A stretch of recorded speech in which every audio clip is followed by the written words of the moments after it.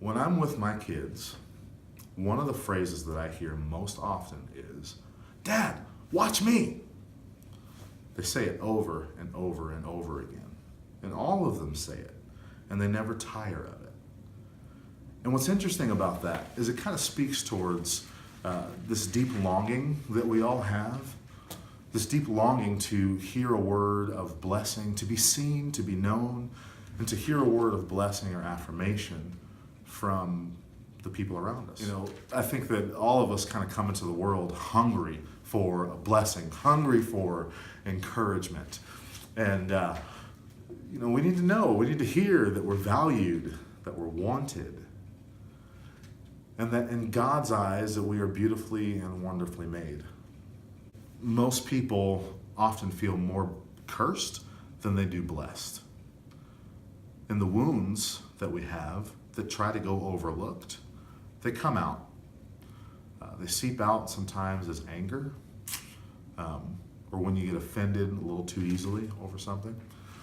They can come out, or they can manifest as depression and those narratives that are going on in our minds of not being good enough. So much so that like pretending just becomes a way of life. And it's, as we hunger for that kind word, sometimes it even makes us competitive in our workplaces, on our teams, in ways that are unproductive or unhealthy rather than healthy and productive. It is not self-centered to long for a kind word from another person. It's not self-centered to seek validation. Remember, my kids always say, "Hey Dad, watch me." And we all need to hear the words that God spoke over creation, that it is good. This is good. This is very good. We need to hear the words of Jesus that say, "You are my daughter. You are my son. With you I am well pleased." Scripture is filled with blessing. There are times when God blesses. There are times when Jesus blesses. There are times when kings bless, prophets and prophetesses bless. Parents bless children, the old bless the young. To know that you are loved and that you are chosen is core to God's vision of who we are. The truth is that we are precious in God's eyes.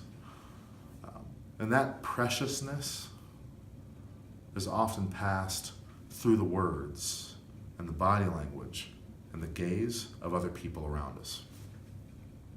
People who enjoy our presence protect us from having to compete in order to be more valuable and important than anyone else. They help us root our identity and our value in God's gaze rather than simple flattery or comparison. When we bless one another, we need to remember that encouragement is not comparative. A real blessing will help you know who you are and will sow the fruit of God's love in the world. When we speak the love of God into the life of another person, that's when that person can feel the love of God. So go forth and bless one another. To finish this practice, make sure you reflect on the question prompts below. Choose one of the practices of blessing, and then come back. Journal about it. Tell us, what happened? What did you learn? What surprised you?